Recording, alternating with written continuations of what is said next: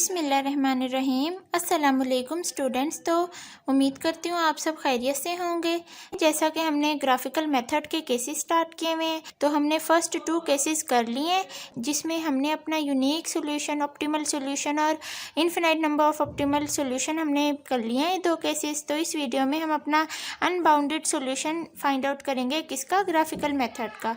तो चलें स्टार्ट करते हैं। बिस्मिल्लाहिर्रहमानिर्रहीम। क्वेश्चन नंबर 4 हम कर रहे हैं अब ग्राफिकल मेथड से। तो ये फंक्शन है मैक्सिमाइज जेड। ये जो फंक्शन होता है ये ऑब्जेक्टिव फंक्शन होता है, सब्जेक्टिव टू ये दो हमें कंस्ट्रेंट की मैंने, ये क्या है, डिसीजन वेरिएबल है। तो सबसे पहला काम वही रिप्लेस करना है ऑल द इनइक्वालिटी कंस्ट्रेंट को बाय इक्वेशन में। तो ये इक्वेशन में चेंज हो जाएंगे, तो x1 minus x2 equal to 1 हो जाएगा, और नीचे वाली x1 plus x2 equal to क्या हो जाएगा, 3 हो जाएगा। तो ये मेरे पास इक्वेशन यहाँ से 1 बन गई और ये इक्वेशन 2 बन गई। तो उसके बाद देखें वही काम, और यहाँ x1 कोमा x2 क्या है, डिसीजन वेरिएबल हैं जो कि ग्रेटर देन इक्वल टू 0 है, मतलब नॉन नेगेटिव है जी। तो पहला काम क्या होता है, x1 x2 को 0 रखते हैं, तो इधर नीचे कर दें put x1 equal to 0 in equation 1। तो ये इक्वेशन 1, तो यहाँ जब x1 में 0 पुट किया तो माइनस x2 इक्वल टू 1। तो यहाँ से x2 मेरे पास क्या आया, -1 आया। तो यहाँ से एक पॉइंट बन रहा है मेरे पास x1 जिसमें 0 है, और x2 क्या है, -1 आया है। तो इसको आप कोई नाम दे दें, ए का ईजी रहता है जब ग्राफ हम बनाते हैं।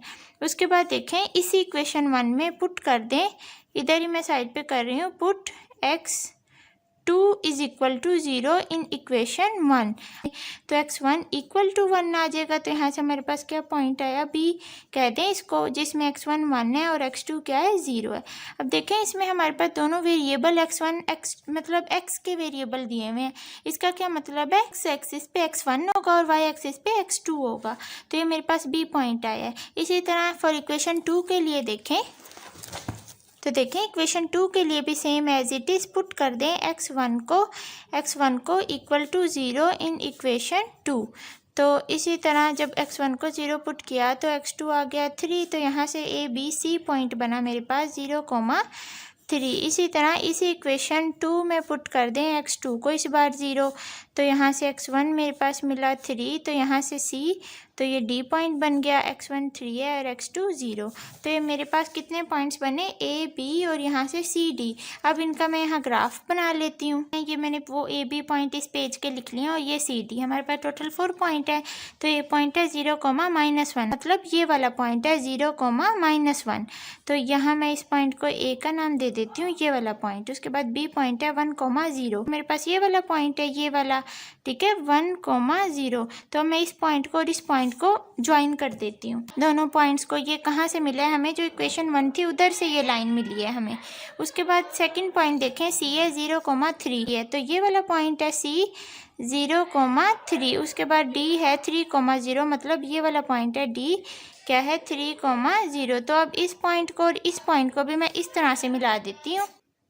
तो ये देखें इसको मैंने इस तरह से मिला दिया, इस पॉइंट को भी।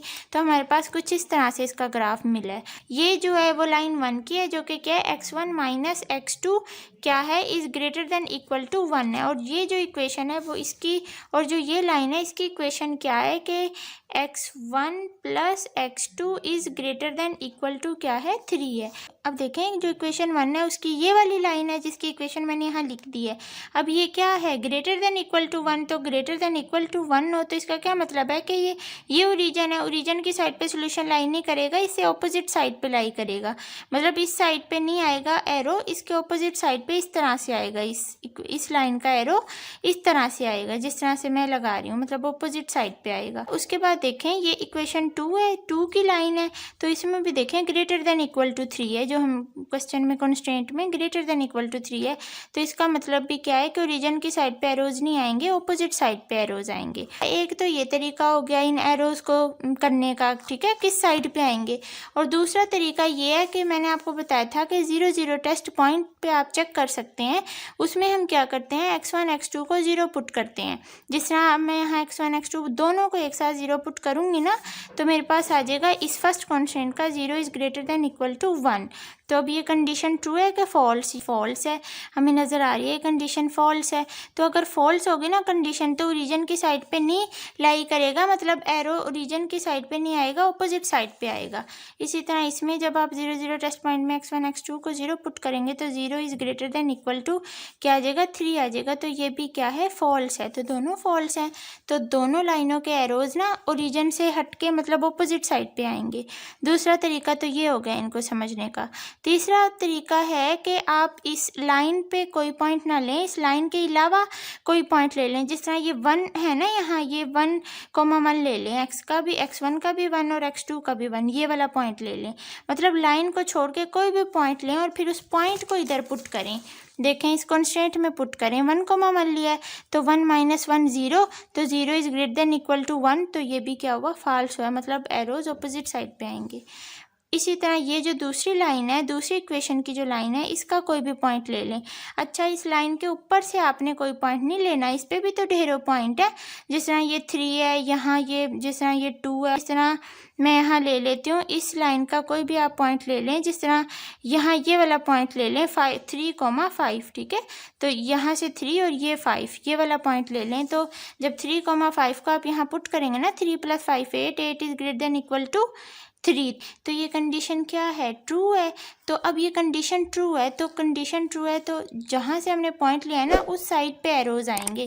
अगर ये कंडीशन फॉल्स हो जाती है फिर हमारे एरोज इस साइड पे आते हैं, ठीक है, इससे ऑपोजिट साइड पे आते हैं। अगर ये अभी ट्रू है, पॉइंट जहाँ से हमने लिया है ट्रू है, तो उसी साइड पे एरोज आएंगे। तो देखें मैंने 3 तरीके आपको बता दिए, आपको जो ईजी लगे वो आप कर सकते हैं। तो देखें अब इसका फिजिबल रीजन कौन सा होगा। अब इसके इस इक्वेशन 2 के भी एरो इस साइड पे आ रहे हैं, इस इक्वेशन 1 के इधर के एरोज इस साइड पे आ रहे हैं। तो हमारे पास जो ये वाला रीजन है ना, जो मैं ये लाइन लगा रही हूँ, ये हमारे पास क्या होगा फिजिबल रीजन होगा। अब तो ये हमारे पास क्या है फिजिबल रीजन है। अब देखें ये जो रीजन है ना, ये फिजिबल रीजन तो है, ये फिजिबल रीजन तो है लेकिन बाउंडेड नहीं है। बाउंडेड कैसे नहीं है? क्योंकि इसमें कोई लिमिट नहीं हमें मिल रही, क्योंकि ये लाइन हमें नहीं पता कहाँ तक जा रही है, इन्फिनिटी तक जा रही है। इस तरह से हमारे पास फिजिबल रीजन आता जाएगा। ये लाइंस का एंड नहीं है, मतलब इन्फिनाइट नंबर ऑफ टर्म्स आ रही हैं इसके अंदर। तो ये रीजन हमारे पास फिजिबल रीजन होगा लेकिन बाउंडेड नहीं होगा। मतलब क्या है कि ये हमारे पास कहाँ तक जा रही हैं, अप टू इन्फिनिटी तक जा रही हैं, up to infinite number of terms तक आ रही हैं। सो ये हमारे पास क्या है अनबाउंडेड रीजन है, अनबाउंडेड रीजन, ठीक है। तो यहाँ हम लिखेंगे hence the solution space is unbounded.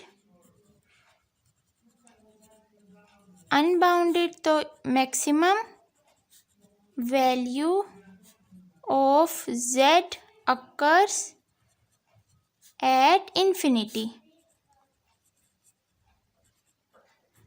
Eight infinity, ठीक है। तो यहाँ से हम कहेंगे कि hence the problem has an unbounded solution.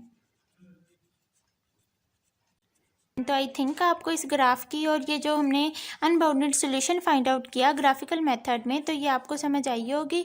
अगर आपको समझ आती है तो आप अप्लाई कर दिया करें वीडियो को, और अगर कोई भी डाउट हो, कोई भी मसला हो तो कमेंट्स में पूछ सकते हैं, और वीडियो को लाइक कर दिया करें। आप बहुत ज़्यादा खुशी मिलती है जब आप लाइक करते हैं कोई वीडियो।